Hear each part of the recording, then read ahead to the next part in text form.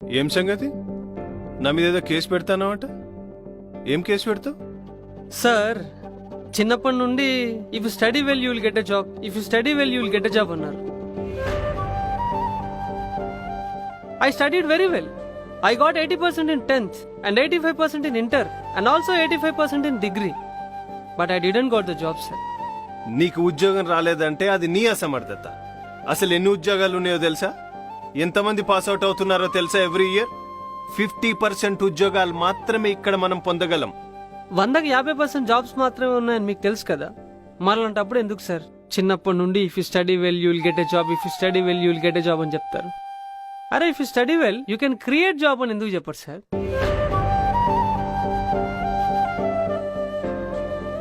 ఇప్పుడేమైంది? You can create your own business కదా. Investment ఎవరు ఇస్తారు సార్? అయ్యో అయ్యయ్యో, నాకు తెలియక అడుగుతాను సార్.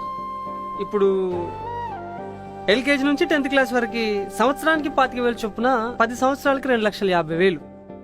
ఇంకా బస్ ఫీజు అని, ట్యూషన్ ఫీజు అని, ఎట్సెట్రా ఎట్సెట్రా ఇంకో ₹1,00,000. ఇంకా ఇంటర్లో 1,00,000, డిగ్రీ అయితే 2,00,000. ఇలా మీరు అన్ని రియంబర్స్మెంట్ ఇచ్చినా సరే సగటున ఒక విద్యార్థి 6,00,000 ఖర్చు పెట్టాలి. ఈ 6,00,000 ఏదో బ్యాంక్లో డిపాజిట్ చేస్తే 16 సంవత్సరాలకి 7.5 లక్షలు వస్తుంది. అదే ఇంకా టర్మ్ ఇన్సూరెన్స్ అని, లైఫ్ ఇన్సూరెన్స్ అని, మ్యూచువల్ ఫండ్స్ అని, ఫిక్స్డ్ డిపాజిట్స్ అని ఏది చేసినా సరే ఓ 16 సంవత్సరాలకి ఓ 11 నుంచి ఓ 13 లక్షలు వస్తుంది సార్. ఈ డబ్బు జాలిగా సార్ బిజినెస్ చేసుకోవడానికి. ఇంకా చదివేందుకు సార్?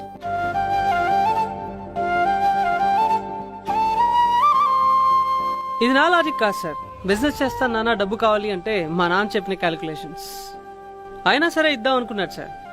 కానీ ఎదిరింటోళ్ళు పక్కింటోళ్ళు మాటలు నమ్ముకుని సెటిల్ అవ్వాల్సిన టైంలో రిస్క్ వద్దురా అని జాబ్ చేసుకోమన్నాడు సార్. మేము చదివిన చదువులు మాకు రాక, ఏం చేయాలో తెలియక 80లు 90% ఎందుకు వచ్చాయరా అని బుర్రలు బద్దలు కొట్టుకుని ఆలోచిస్తూ ఉంటే ఒక పక్క ప్రేమించిన అమ్మాయి మా ఇంట్లో పెళ్లి సంబంధాలు చూస్తున్నారు, వచ్చి మాట్లాడతావా ఆర్ఎల్స్ చేసుకుని వెళ్ళిపోమంటావా అని. సార్ మీ అమ్మాయిని ప్రేమించాను, నేను ఒక బేవర్స్ని ఇచ్చి పెళ్లి చేయమనంటే ఎవరు మాత్రం ఒప్పుకుంటారు సార్? ఇష్టపడిన కెరియర్ రాక, ప్రేమించిన అమ్మాయి దాకాక, ఏం చేయాలో తెలియక ఆ పెయిన్ ని మర్చిపోవడానికి మందుకు అలవాటు పడితే కళ్ళు మూసి తెరిచేలోపు అమ్మకి హెల్త్ బాగాలేదని, నాన్న రిటైర్ అయిపోతున్నాడని, ఇష్టం లేని పెళ్లి చేసుకుని ఏదో అడ్జస్ట్ అయిపోయి ఏదో ఉద్యోగం చేస్తా ఉంటే ఏదో బ్రతికామా అంటూ 60 ఏళ్ళు బ్రతకాల్సిన లైఫ్ లో కూడా బీపీలు, స్ట్రెస్లు, షుగర్లు అంటూ అతి చిన్న వయసులో చచ్చిపోతున్నాను సార్.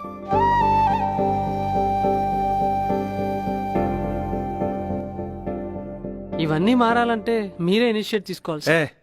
అవన్నీ కాదయ్యా, ఇప్పుడు నేనేం చేయాలో చెప్పు.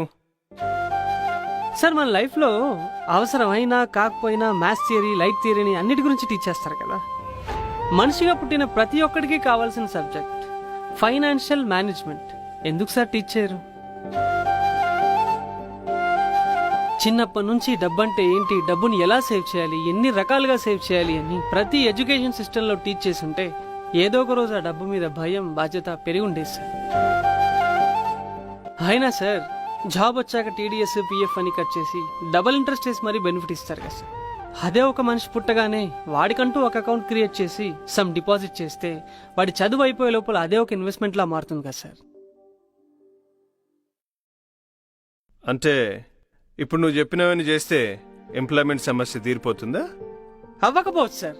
ఎందుకంటే మనిషిగా పుట్టిన ప్రతి ఒక్కడికి స్వతహాగా ఒక స్కిల్ ఉంటుంది. దాన్ని గుర్తించి డెవలప్మెంట్ చేసిన రోజునే there is a chance. And by the way governments are already doing that programme, skill development programme. Skill development programme ఉందని నువ్వే చెప్తున్నావు. ఒక ఇన్వెస్ట్మెంట్ లేకపోతేనే అచీవ్మెంట్స్ ఆగిపోతాయా? మరి అవేవి లేకుండా సాధించే వాళ్ళని ఏమనాలి? Nothing is impossible sir. కానీ మన థాట్ నలుగురు నమ్మేలోపే చెప్పాను కదా, అమ్మకి హెల్త్ బాగాలేదని, నాన్నకి అది బాగాలేదు అని, అక్కడే 100లో 99 మంది స్కిప్ అయిపోతారు సార్.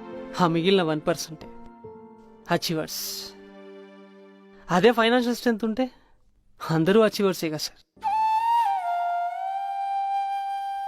ఎడ్యుకేషన్ గవర్నమెంటే ఇచ్చి, స్కిల్ డెవలప్మెంట్ గవర్నమెంటే నేర్పించి, చివరికి ఇన్వెస్ట్మెంట్ కూడా గవర్నమెంటే ఇస్తే యువతను అసమర్థులను చేసినట్టు కాదా? సార్ నేను గవర్నమెంట్ ఇన్వెస్ట్ చేయమని చెప్పలేదు సార్.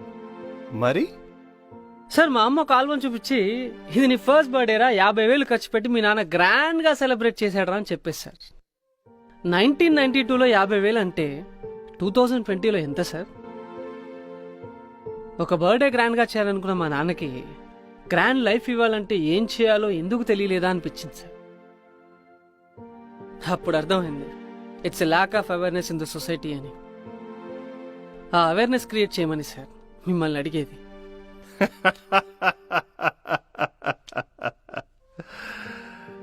రిజల్ట్ తొందరగా వస్తే జనాలు దేవుడు అంటారు, అదే లేట్ అవుతే స్కామ్ అంటారు. మంచి చేయడానికి ఆ నింద కూడా మేమే మోయాలా? నమ్మితే జనాలు రాయని కూడా దేవుడనే మొక్తారు సార్. వాళ్ళు నమ్మాలంతే. ఆ నమ్మకం ఒక రోజులో రాదు, వస్తే పోదు సార్. ఆలోచించండి సార్. మంచి చేయడానికి ఆ నింద కూడా మేమే మోయాలా? నమ్మితే జనాలు రాయని కూడా దేవుడనే మొక్తారు సార్. వాళ్ళు నమ్మాలంతే. Yashwin,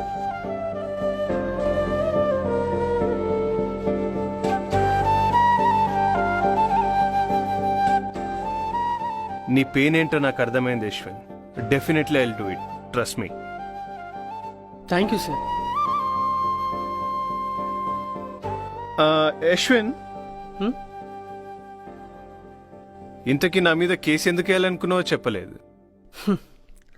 I'm sorry sir. Actually ఇలాంటి ఇన్ఫర్మేషన్ మీకు చెప్పాలి అంటే మీ టైం అండ్ అటెన్షన్ రెండూ కావాలి.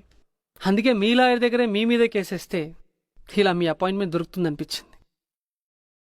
క్షమించండి సార్.